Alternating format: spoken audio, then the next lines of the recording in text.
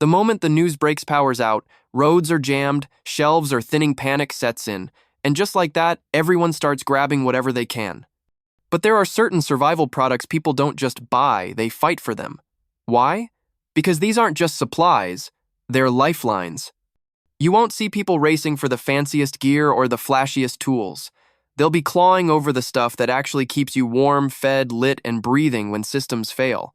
It's not hype, it's what really goes first when the crisis clock starts ticking. Look at any major disaster. From hurricanes to power grid failures, it's the same story every time. The shelves don't empty randomly. There's a pattern, and if you're not ahead of it, you're left with nothing but regret and a flashlight that won't turn on. This video breaks down the 8 survival products people rush to grab when everything goes sideways. These aren't optional, they're the first to vanish. Stick around, take notes, and most importantly, prep before the panic. Because when the world scrambles, the prepared don't wait in line, they're already home and ready. Number 1. Vitamin C and multivitamins.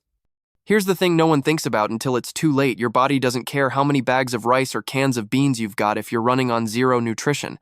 The second the crisis hits and real food vanishes, fruits, veggies, fresh stuff, people panic for vitamins, especially vitamin C. And I mean gone in hours, panic. You'll see empty shelves where the supplements used to be. And it's not because everyone suddenly got health conscious, it's because people realize real fast that getting sick when doctors are unavailable is a nightmare. You've got no immune system support, you're stressed, maybe cold, eating junky carbs, and boom, you're wide open to infections. That's why vitamin C and solid multivitamins become survival gold.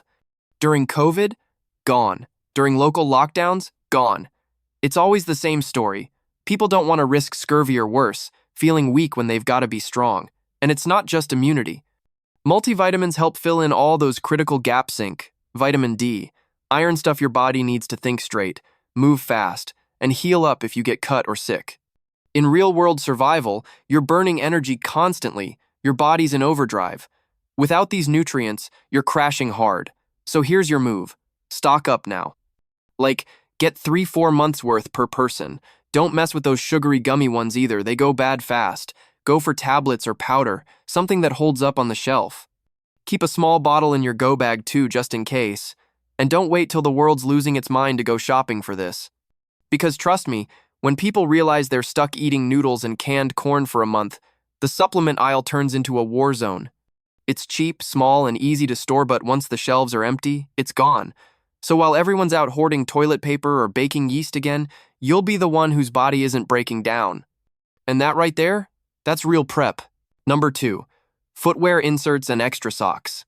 Here's something nobody tells you when stuff really goes sideways, your feet take a beating. You're not sitting on the couch chilling through the collapse. You're on your feet more than ever, walking to get water, hauling supplies, fixing things, maybe even bugging out. And if your shoes suck or your socks are done, you'll feel every step like a punch to the foot. That's why people who've been through it always stock extra socks and solid footwear inserts. Not fancy ones, just the kind that give support when you're on concrete all day or in wet boots for hours. Because once the crisis hits, stores don't stock these like food or water. They disappear quietly but fast. And here's the real kicker. You won't realize how important this stuff is until your feet start aching, blistering, or freezing. Socks aren't just about comfort, they're about mobility. Wet socks? Say hello to trench foot. Cheap socks? Blister city? No spares? You're screwed. And inserts? Total game changer, especially if your main shoes weren't made for miles. You slap in a decent pair of gel or memory foam inserts, and suddenly walking 5 miles for supplies doesn't feel like a death march. It's one of those survival hacks no one brags about online, but ask any old school prepper or military guy, they'll tell you, take care of your feet or you're done. During supply chain freezes and lockdowns, socks vanished right along with paper goods and cleaning supplies. And they're not easy to substitute. You can't wrap a towel around your foot and call it a sock. And if you think flip-flops are going to get you through a blackout winter or a bug-out walk, good luck. Your prep move? Stack at least 10 to 12 extra pairs of high-quality socks per person, wool if you can swing it, or at least synthetic blends that dry fast. Toss in a few packs of solid insoles, nothing crazy, just something better than factory junk. Rotate them out like you would food, don't let them sit for years. Because the moment you're forced to move, your feet will decide how far you can go. And if they quit on you, everything else falls apart. Don't wait till your soles are shot and your heels are bleeding. Get this done now and thank yourself later when everyone else is limping. Number 3. Manual water dispensers for bottles and jugs. Most people stock up on bottled water, maybe even those big 5-gallon jugs thinking they're set. But here's what they don't realize until it's too late. How are you going to pour from those monsters without spilling half of it all over the floor? Those big jugs are heavy, awkward, and once the power goes out, you're not using an electric cooler or dispenser. That's when people rush for one of the most underrated survival tools out there, a manual water dispenser. You know the ones that sit on top of a jug or screw onto the cap and let you pump or tap out water? Yeah, those. The second people realize they can't lift and pour 40 pounds of water every time they need a glass, especially if there's kids, elderly, or injured people in the house, they'll fight for these. And trust me, once panic hits, they disappear from shelves instantly. It's one of those things that looks extra until you need it, then it becomes essential. You're not just pouring a cup of water. You're filling pots to cook, washing hands, rinsing wounds, maybe even cleaning things. Try doing all that without a steady water flow and see how messy and frustrating life gets. And yeah, I've seen people try to improvise with funnels or tilted jugs on chairs. Doesn't work. Spills, waste, broken backs. These little dispensers, some pump, some gravity-fed make a world of difference. They're small, cheap, and easy to store. But the moment a crisis hits and people realize they've got 25 gallons of water and no way to use it efficiently, boom, sold out. Your prep tip? Get at least 2 1-pump style and 1 gravity tap that fits standard jugs. Keep them in your water storage tote or near your emergency stash. Test them every few months so you're not fumbling in the dark. And here's the thing, this isn't even about comfort, it's about control. In a survival situation, wasting water is dangerous. Struggling every time you need a drink is exhausting. This tool makes hydration simple, clean, and efficient, and that makes everything else easier.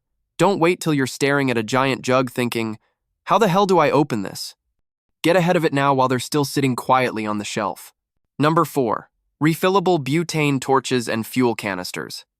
You've probably got a lighter or two laying around, maybe even a box of matches tucked in a drawer. That's cute for camping.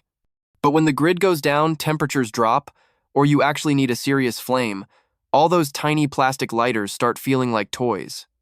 That's why people who know what's coming rush for butane torches, refillable ones with fuel canisters. These little beasts aren't just for lighting candles or cigarettes.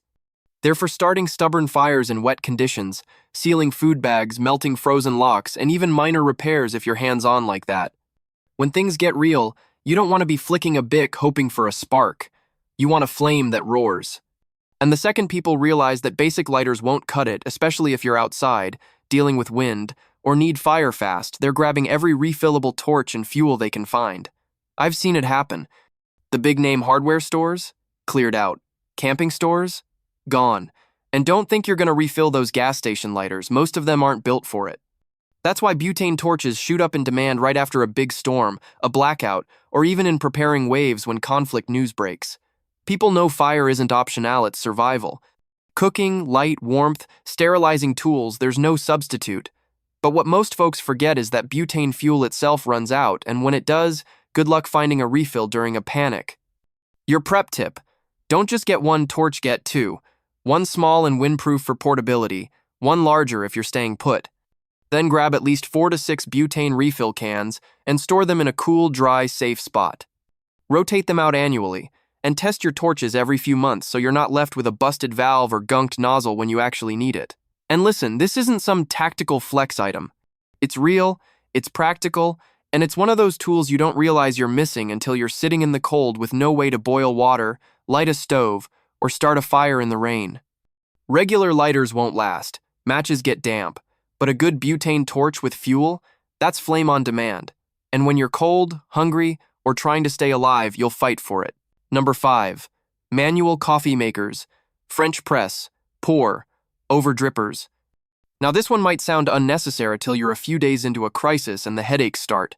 No power, no coffee machine, no morning routine. If you're a daily coffee drinker, you already know how bad that withdrawal hits. But here's the kicker. It's not just about the caffeine. Coffee is a mental anchor. It gives people a sense of normalcy when everything else is chaos.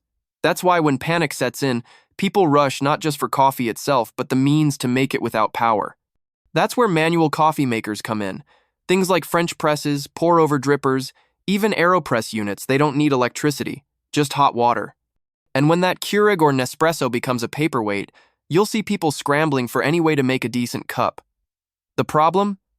These manual brewers aren't always stocked in high volume. They're seen as specialty or camping gear, so once folks realize their plug-in machines are useless, the shelves get cleared fast.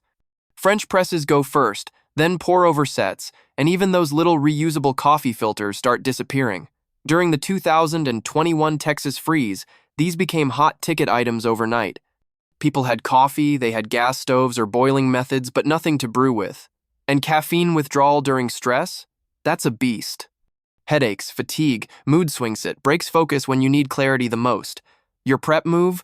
Grab a solid manual coffee maker now. French press is great because it's durable and you don't need filters. Pour over is lightweight, but make sure you've got the filters stocked. And if you want compact, the AeroPress is a beast. It's used by campers and survivalists for a reason. Also, stock enough ground coffee to get through a few months.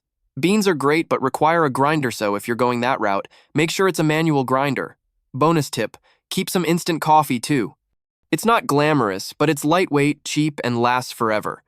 Because let's be real, when your whole world's upside down, a hot cup of coffee isn't just caffeine. It's comfortable. It's routine. It's 5 minutes of peace in the middle of a storm. And if you don't think people will fight over that when things fall apart, you haven't seen caffeine addicts during a blackout. Don't sleep on this one. Get your gear ready because no power shouldn't mean no coffee. Number 6. Tension rods and blackout curtains. This one catches people off guard until it's pitch dark outside, lights are on inside, and you realize every neighbor or stranger can see right into your living space. Privacy and light control aren't optional in a crisis, they're mission critical. And when people figure that out, they start grabbing blackout curtains and tension rods like it's Black Friday. Why? Because when the grid goes down, when people are looting, when desperation's in the air, you don't want to be the only glowing window on the block. That's a spotlight on your food, your gear, and your family. The smartest preppers know. Stay unseen, stay safe, and blackout curtains do exactly that. The problem? Most folks don't already have them, and installing them requires tools and time they might not have in a fast-moving situation. That's where tension rods come drilling. No screws, no damage. You pop them into any window frame, slap on the curtain, and boom, instant visual lockdown. They're perfect for apartments, rentals, bug-in spots, or temporary shelters. And once panic buying kicks in, they're gone. I've seen it happen. During riots, blackouts, or even just civil unrest in big cities, curtain aisles clear out. Online stock disappears. And the people left behind? They're taping up blankets, trash bags, or cardboard just to get some privacy. It's messy, weak, and screams, "Hey, look at me, I wasn't ready." Stat check. During the California wildfires and blackout events in 2019-2020, Amazon reported a 3x spike in blackout curtain orders in affected zip codes within 48 hours of emergency declarations. The demand's real and fast. So here's your move. Get a set of blackout curtains for every key room, especially bedrooms, kitchens, and any front-facing windows. Pair each one with a tension rod that fits snugly. Store them in a labeled tote if they're not up already. And don't just buy one size crisis. Homes aren't always your own. You might need to block out a new location, a basement window, or a shelter spot. A few rods and folded curtains weigh almost nothing, but give you instant control over visibility, light, and temperature. Because in survival mode, being seen is a risk. Light discipline isn't just military talk, it's real-world safety. And when things get sketchy, you'll be glad you're blacked out while everyone else is glowing targets. Number 7. Pocket notebooks and pens. Sounds old school, right? In a world of smartphones and voice notes, who's still carrying notebooks and pens? But let me tell you something, when the grid goes down, cell towers drop, batteries die, and your fancy apps turn into bricks, pen and paper become your most reliable backup. This isn't just about scribbling thoughts or writing poetry. It's about recording critical info when everything is unstable. Coordinates, frequencies, medical info, supply counts, dates. Who took what, when, and where? You think you'll remember? You won't. And when you're stressed, tired, or managing a group of people, forgetting something important could cost you. That's why pocket notebooks, those little rugged ones, and a few solid pens fly off shelves during extended power outages or natural disasters. I'm talking about right in the rain type stuff, not some office notebook that falls apart with a little water. People grab them up quick once they realize how much they've been relying on their phones for everything. Ever try to log radio traffic or track your water ration schedule on a phone with 5% battery? Doesn't end well. Even FEMA preppers and first responders are told to carry physical logs during field deployment because electronics can't always be trusted when chaos kicks in. And pens? Get extra. Cheap ones, reliable ones, waterproof ones. You lose one and suddenly you're borrowing from strangers. That's a no-go in a high-risk situation. Also, a notebook isn't just practical, it's psychological armor. It gives you control, focus, and a record of what's happening. That matters when every day feels like a blur. During Hurricane Ida, I saw folks writing notes to loved ones, leaving messages on doors, tracking supply runs, even drawing crude maps when GPS failed. Paper doesn't crash. It doesn't need updates. It's just there, ready, no matter what. Your prep move? Grab 3 to 5 pocket-sized notebooks per person. Waterproof is best, spiral or stitched binding. Get pens that write in all-weather Fisher Space Pens, Zebra F301S, or even basic Bics. Stash sets in your bug-out bag, glove box, and emergency drawer. Because in a true survival scenario, clear info is power. And when the digital world goes silent, your handwritten notes might be the only voice you've got. Don't wait till you're scrambling for a working pen like it's 1,995. Lock this in now before everyone else remembers they never learned how to write stuff down anymore. Number 8. Waterproof storage bags, dry bags, or zip seal packs. This one slips past a lot of people until they're standing in knee-deep water, or their go bag just took a splash crossing a creek, and suddenly all their gear is soaked and useless. That's when it hits. Waterproof storage isn't a luxury, it's survival insurance. Whether it's a $10 dry bag or just a pack of heavy-duty zip seal freezer bags, people realize fast how vulnerable their essentials are when things get wet. I'm talking about documents, fire starters, socks, matches, electronics, meds. All of it can be ruined in seconds if you're not packing right.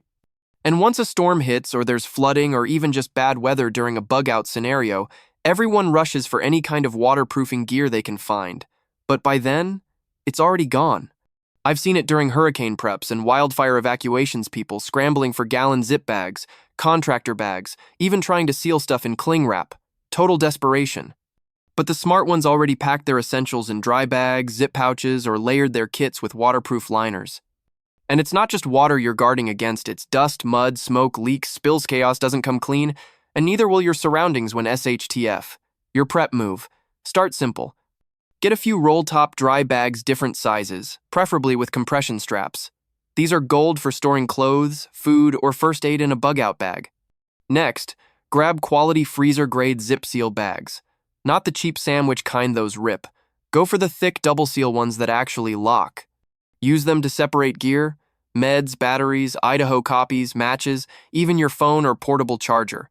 Label them, color code if you want. Because when everything's moving fast, clear access to dry gear is everything. And don't forget trash bags. Yep, even they double as waterproof sacks, ground covers, and improvised ponchos. Stack 10 or more contractor-grade ones and keep them in every pack. Pro tip, stash a full change of clothes and a pair of socks in their own sealed bag. Because getting soaked and having nothing dry to change into? That's misery, or worse, hypothermia. Bottom line, people don't think about keeping things dry until they're already wet. And by then it's too late. Don't be the guy trying to air out soggy matches over a fire that won't light. Pack smart now, because when the storm hits, waterproof means prepared. You've just seen 8 survival products that won't sit quietly on shelves. When the panic hits, they'll vanish. Not because they're flashy, but because they're practical, essential, and damn near impossible to replace in a real crisis. And here's the truth nobody likes to hear. The people who move first win. The rest, they fight for scraps or worse, they go without. These aren't the kinds of items that make viral gear lists. They're the ones you don't think about until you need them, and they're gone. And by then it's too late. No amount of money buys prep after the panic. So if this video opened your eyes, just one product you hadn't thought of before, then you already know what you need to do next. Hit that subscribe button right now. Because we're not done exposing what disappears first, what fails when it matters most, and what actually keeps you ahead when everything else is falling behind. No fluff, no fear-mongering. Just the real stuff, before the shelves are empty. Subscribe, stay sharp, and prep like no one's coming, because they're not.